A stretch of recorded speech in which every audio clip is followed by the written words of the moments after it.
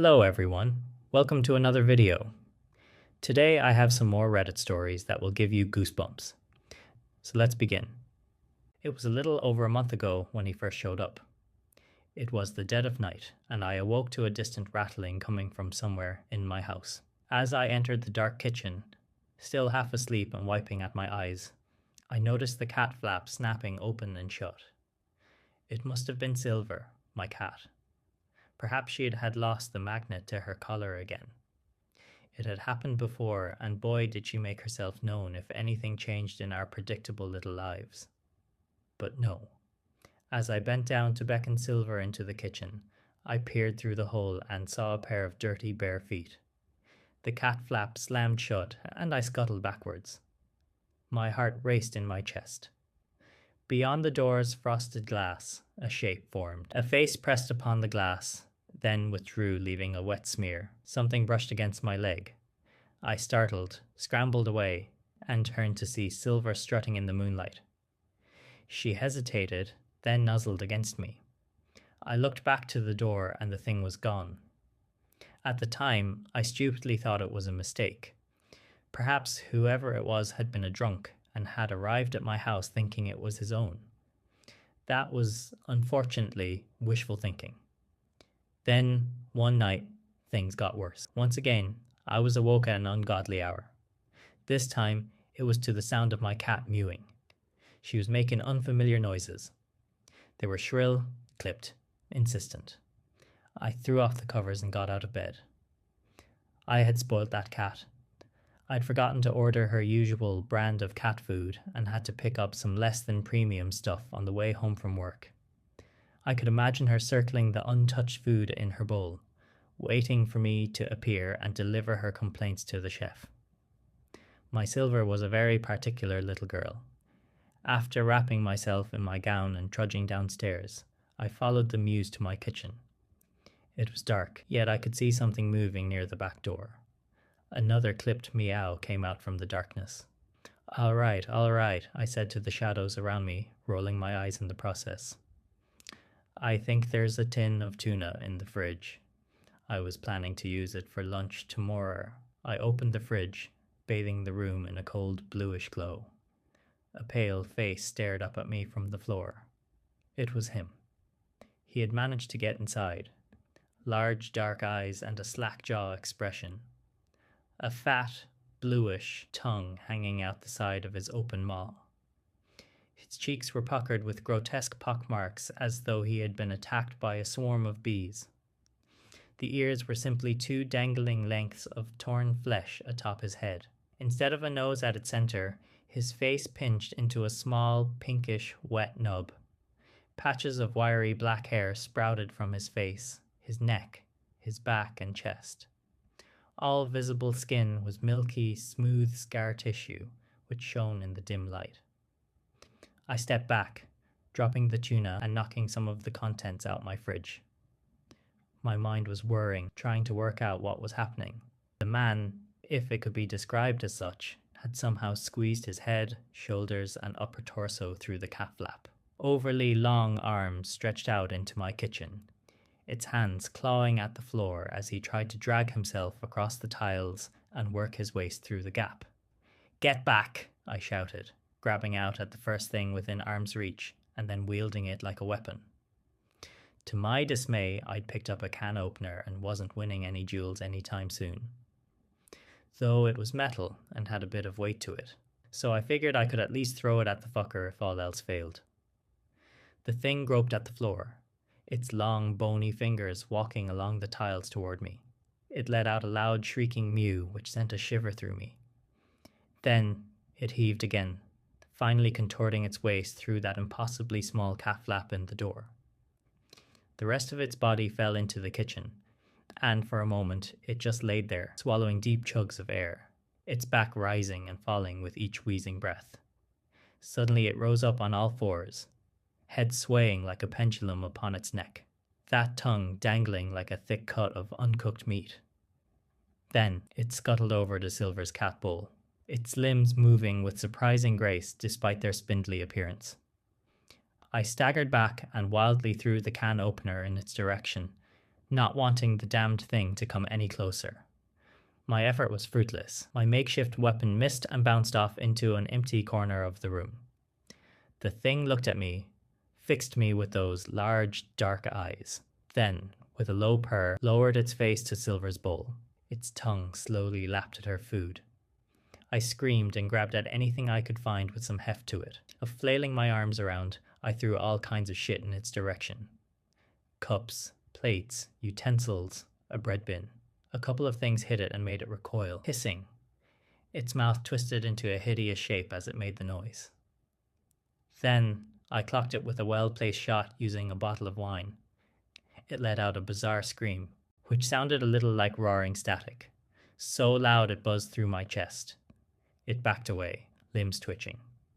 Then, he twisted his body back through the cat flap in an effortless movement. By the time I opened the back door, it had disappeared through a loose panel in my garden fence. Catching a breath and ensuring it was gone, I poured myself a double bourbon and called the police. The operator seemed mildly frustrated and suspicious as I described the perpetrator. I offered very little. I wasn't willing to have people think I was crazy, nor was I completely sure what I had seen. All I knew is that I was terrified and felt incredibly vulnerable in my home. You know, I'd think about buying a dog if you're that worried about security, the locksmith said with a handful of screws pinched between his lips. I didn't answer.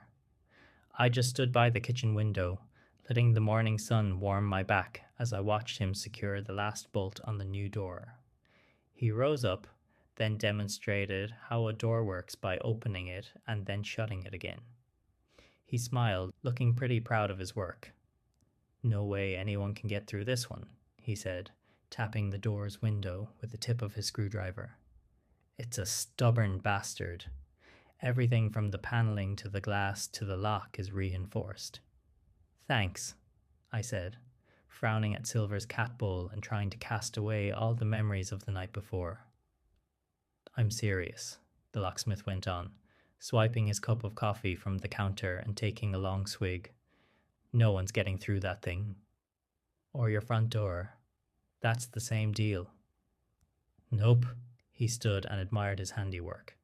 "You could nuke the entire neighborhood and the only things left standing would be your doors." He laughed. I smiled, then hid my face in my cup. "Thanks," I said again, trying not to sound so distant. I was grateful. Sure, getting an emergency locksmith first thing on a Sunday to install military-grade doors cost a small fortune, but I was somewhat reassured that the problem was fixed. Though, despite this, I couldn't shake a heavy sense of dread that churned deep in my guts, a fear crawling about within me. Would that thing find another way in? Later that day, a police officer with a face dominated by a huge grey mustache visited my home in response to my report. "You see," the mustache said, frowning at his notepad and blowing out a sigh. "Without a better description of the guy, there's not all else we can do to catch him." We were both sat in my living room, perched on opposite sofas. I watched small droplets of coffee fall from the officer's face and onto his shirt after every sip. I wondered whether he had ever seen a thing dislocate every joint necessary to pull itself through a hole no wider than the palm of his hand.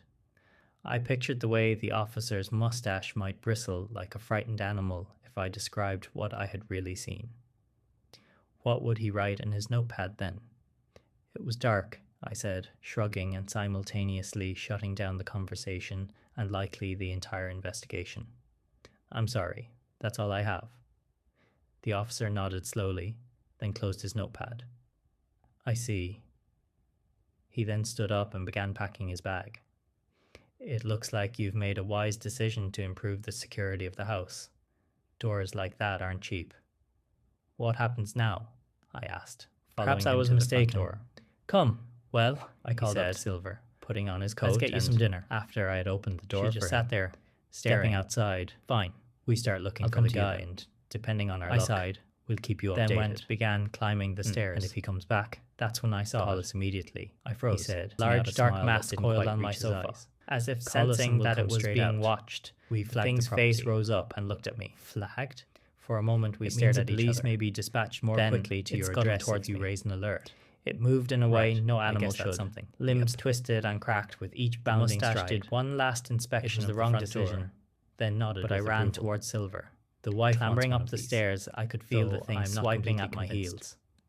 Silver led the way, and I followed her to my bedroom. The officer wanted my opinion. Within closing distance, he nodded again, the door, indicating I braced myself, expecting an impact. Then turned towards the street, and nothing came.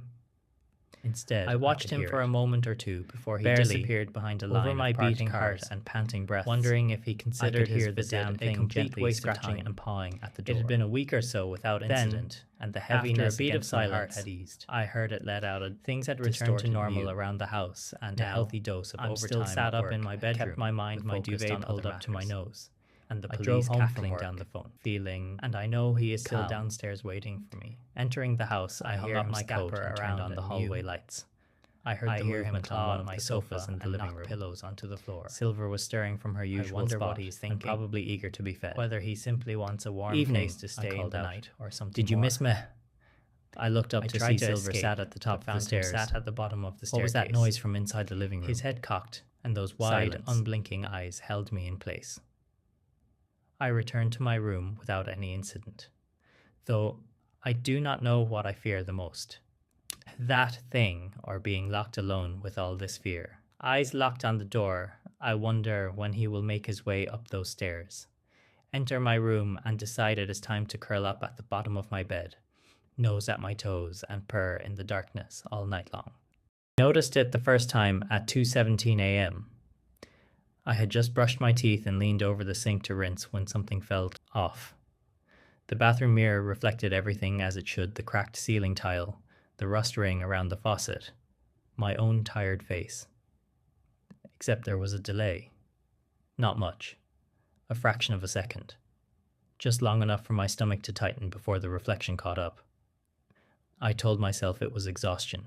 I'd been pulling night shifts at the data center for weeks. Sleep deprivation messes with perception. Mirrors don't lag. That night, I dreamed I woke up and saw myself already standing beside my bed, watching me sleep. The next night, the delay was longer. I waved my hand slowly in front of the mirror. My reflection followed, but it hesitated as if deciding whether to comply. When it moved wrong. The arc of its hand was sharper. Its fingers bent too far. I laughed nervously and said, "Very funny." The reflection didn't smile when I did. I stepped back. It stayed closer to the glass. That's when I noticed something else. There were 3 reflections.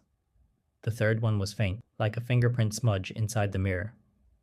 It stood behind my reflection, half-formed, its face stretched vertically, eyes too far apart. It was perfectly still. I turned around. Nothing was there. When I looked back, the third reflection was closer. I stopped using mirrors. I covered the bathroom mirror with a towel. I brushed my teeth staring at the sink. I shaved by touch. I used my phone camera instead of reflective surfaces. That's when the reflections started appearing in glass I couldn't cover. The microwave door, the dark TV screen, the office windows at night. Always delayed, always wrong. Always 3 of them. I started checking my reflection to make sure it was still me. I'd blink twice. It would blink once. I'd tilt my head. It would tilt in the opposite direction. The third reflection never moved. It just watched. I researched it online, expecting hallucination forums, sleep disorder explanations, anything rational. Instead, I found a dead link cached on an old forum. Thread. Reflection desync syndrome. If you see 3 reflections, stop checking mirrors immediately. The first is you. The second is the echo. The third is the vacancy. The rest of the post was gone, except one comment time-stamped 6 years ago. It learns faster the more you look. I quit my job. I blacked out every reflective surface in my apartment. I taped cardboard over windows. I ate in the dark. But reflections don't need light. One night I felt something watching me from the black TV screen. I knew that if I turned it on, I'd see them standing there, already closer than before. I didn't turn it on. That night, I woke up facing my bedroom door. It was open. I don't remember opening it. I don't remember standing up. But I remember the sound. Bare feet on hardwood. Not mine. The next morning, my phone's front camera turned on by itself. The screen showed my face, smiling. I wasn't. Behind me, in the dark of my bedroom, something leaned forward into view. It was no longer faint. Its skin looked stretched over a shape that hadn't decided what it wanted to be. Its eyes finally blinked too late, like it had only just learned how. The camera lagged. Then the reflection stepped closer to the lens than I physically could. Text appeared on the screen. "Thank you for practicing." I threw the phone across the room. When I looked back at the shattered screen, there were only two reflections. I don't look at mirrors anymore. But sometimes, when I walk past glass, I feel a delay in my own movements. A hesitation, like my body is waiting for permission. And every night at 2:17 a.m., I hear someone brushing their teeth in the bathroom. I live alone. If you're reading this and you've ever noticed your reflection lag, stop checking. It's already learned your face. My breath hung in the air like a frozen shadow. My chest was tight and my lungs were restricted. I had to be quiet. I had to be still. For if it hears me, then all will be lost. Everything will find ruin. I can't see it right now, but as I listen, I can envision its structure and details. I can hear the click of its hard shell, which snaps apart, turning into fluttering wings that buzz erratically. I can listen to its heavy footfalls, where its steps dig into the ground, making the hard wood below creak and sag under the weight. I can even smell the putrid stench that emits from its body, the murkiness of spoiled meat mingled with hints of rotten fish. I covered my mouth with my hands and squeezed my eyes shut as I saw its feet walk past my little hidey hole. I watched as it stopped before me. The sharp upcurl of its humanoid toes pointed at me, and its thick, calloused heels were so high that they added many inches to its height. It restlessly tapped its foot and let out a high giggle that sounded like nothing more than a little schoolgirl. Tears streamed down my face, and I didn't dare inhale fresh air until it decided to move. Relief was so great in my body, but I could not let the strong wave ripple from me in any way. It kept moving, and then it stopped again. I could hear its deep sniffing as what I thought had to be a snout frantically smelled around its vicinity. It had found someone. If they are very quiet and don't move, they might have a chance. A slight, very low, almost non-existent chance. When I heard the beast let out an animalistic growl, I knew that it had found what it was looking for. I didn't take a beat. I crawled out and away from my hidey hole before stumbling frantically to my feet. I then made the worst mistake of my life, turning around to watch a terrible series of events unfold before me. The being had a melon-sized, very human head made of nothing more than a slit running from one side to the other. When the slit opened, a cyclone of sharp razors descended its elongated neck. Its mouth was too vast as it slowly creaked open its invisible jaws. It was like watching a log go through a wood chipper as I watched the gaping hole slide over its victim's head, sending millions of droplets of blood spraying out in a cone shape. Bones disintegrated, flesh evaporated, death instant. I couldn't help but wonder if that person felt any pain as they were ripped away to nothing more than mist that clouded the air. The beast had the body of a roach, with its crispy wings flapping behind it in a kind of excited frenzy. Its arms came out from its shoulders and fell to its forearms that collapsed into spiraling wisps that extended out and wrapped around anything it wanted to grab. I couldn't look any longer. I already spent too much time gawking in paralyzing fear. I ran. My footsteps were too loud and my breath was too heavy. I heard it come after me and I began to sob. My feet padded away and the heavy stomps that followed close behind only got closer and closer. I slid to first base, which consisted of an old dining room table with a white dusted sheet spread out over it, hanging over the edges in rippled waterfalls. The beast ran into the table and pushed it back against the wall, my body skittering to keep up with its speed. My back hit the wall, and I heard its invisible snout begin to wander about ferociously. I cried silently, my lips quivered, and my eyes were crusted shut with a force that refused to allow anything to pry them open. Then I felt the lick of its butterfly-tongue hand, and it wrapped around my shin. I screamed before I went silent from the forced death that was thrust upon me. It got me. The apartment came with one rule: never open the small closet in the hallway. The landlord said it jokingly, but his smile didn't reach his eyes. It stuck. Old building problems. The closet door was thin, white, and slightly crooked. No handle, just a keyhole covered with paint. For the first week, I ignored it. On the 8th night, I woke up at 2:43 a.m. to the sound of knocking. Soft, polite, 3 slow taps. It came from the hallway.